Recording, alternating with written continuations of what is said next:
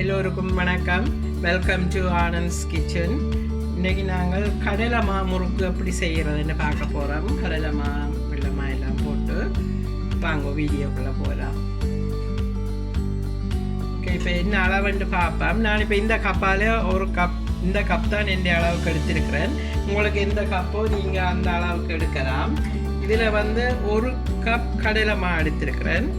கடலை எடுத்து அரிச்சு இருக்குது, அரிச்சு எடுத்திருக்கிறேன் 1 கப்.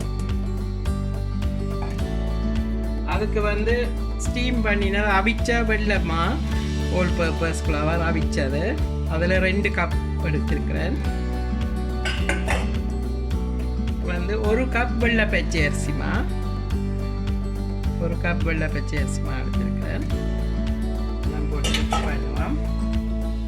அதுக்கு தேவையான அளவு உப்பு போடுவோம். தேவையான அளவு உப்பு போடுறேன். இது 1 டீஸ்பூன்.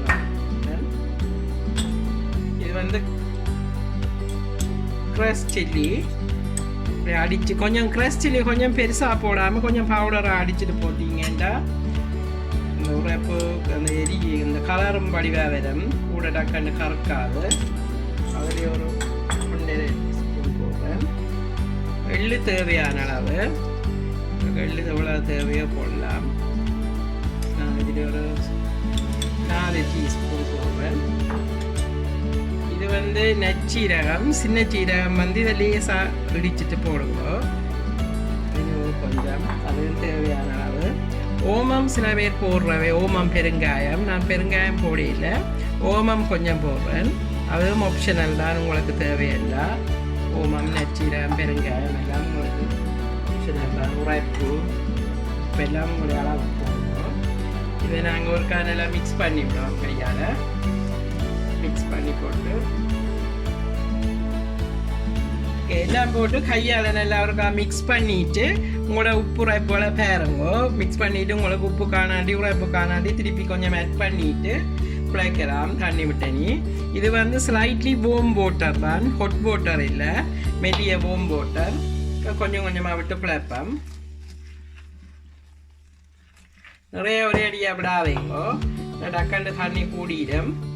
கொஞ்சம் கொஞ்சமாக விட்டு தான் குழைக்க வேணும்.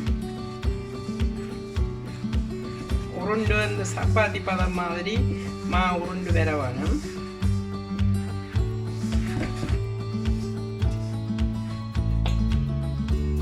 என்ன இதுக்கு டக்கண்டு தண்ணி கூடின மாதிரி வந்துடும். அதில் தான் சொல்கிறேன் கொஞ்சம் கொஞ்சமாக விட்டு குழைக்கணுமெண்டு.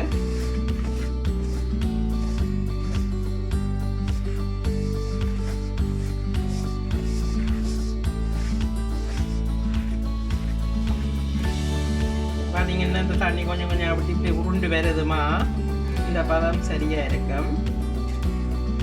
இந்த பதம் நிறைய எடுத்தீங்கன்னா சரி. இதே கட்டி எடுத்துட்டு கையால் எடுத்து குழைச்சி இந்த பதத்தை வந்து சரியாக இருக்கும். குழைக்கலாம் தெரியும். ஆனால் அடித்து பசையறவும் குழைக்கக்கூடாது கையால். சும்மா மெதுவாக அப்படி உருட்டி எடுக்க வேணும். நல்லா அடித்து சப்பாத்தி மாதிரி அடித்து பிணைஞ்சு பிழைச்சிங்கன்னா புளியலாது, இறகிடும். வேறுங்க இந்த இதில் இப்படியே நிப்பாட்டுவோம். புளியக்கில் ஹாட்டு. ஓகே, இப்போ இந்த எல்லாம் குழைச்சி ரெடி ஆகிட்டுது. முறுக்க புளிய போகிறேன். இதுக்குள்ள பார்த்தீங்கன்னா நான் இப்போ முதல் 3 கண் உள்ளதை போட்டிருக்கிறேன். சைட்டால் மாவெடுத்து இதுக்குள்ள அடைஞ்சிட்டு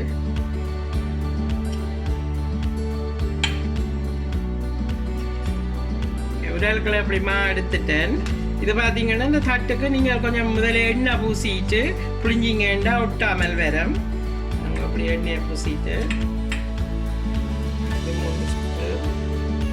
இது நீங்கள் எவ்வளோ அளவுக்கு வேணுமென்றாலும் சுற்றலாம், பெருசாக வேணுமென்றாலும் சுற்றலாம், சின்னதாக வேணுமென்றாலும் சுற்றலாம். இல்லாட்டி எண்ணெய்களை நீங்கள் அப்படியே புளிஞ்சு விட போகிறீங்கன்னாலும் ஓகே. நான் இந்த இதில் தான் இப்போ சுற்றி எடுக்க போகிறேன்.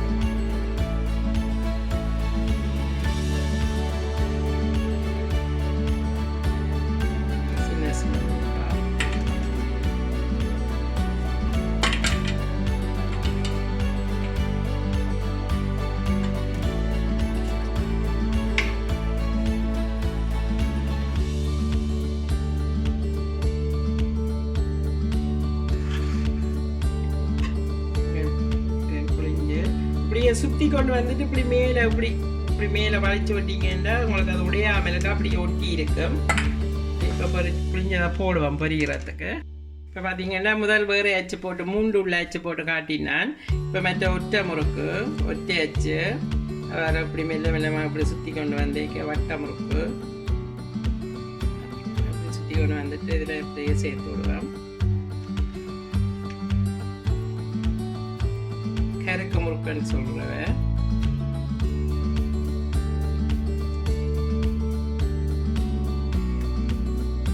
பார்த்தீங்கன்னா எண்ணெய் வச்சு கொதிச்சு கொண்டு இருக்குது.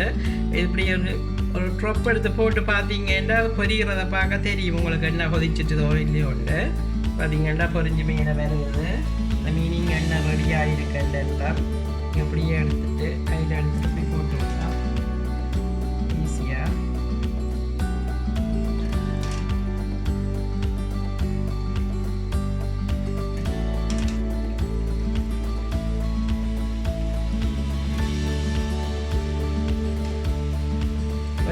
இப்போ இது பொரிஞ்சு கொண்டிருக்கீங்க. நீங்கள் மெத்தனை புளியலாம், நீங்கள் கணக்க தட்டில் புளியலாம், மழை புளிஞ்சு வச்சுட்டு போடலாம்.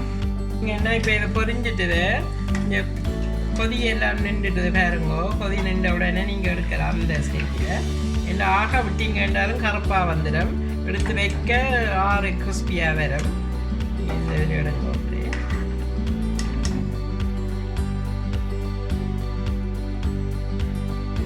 இப்போ பார்த்தீங்கன்னா இந்த கருப்பு முறுக்கும் பொரிஞ்சிட்டுது.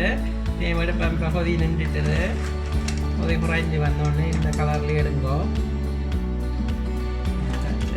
எல்லாத்தையும் எடுத்துட்டு காட்டுறேன்.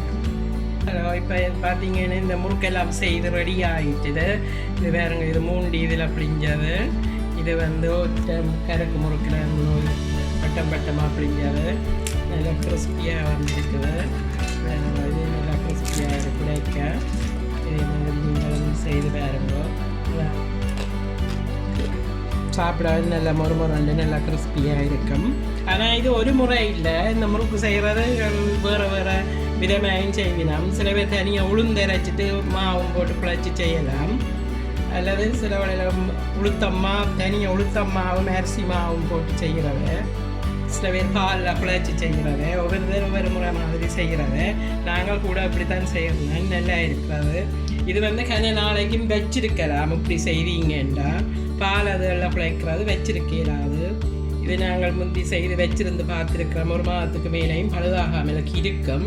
நீங்களும் இதே மாதிரி செய்து பாருங்க. இந்த வீடியோ பிடிச்சிருந்தால் லைக் பண்ணுங்க, கமெண்ட் பண்ணுங்க, ஷேர் பண்ணுங்க, மறக்காமல் சப்ஸ்கிரைப் பண்ணுங்க. தேங்க்யூ, பாய்.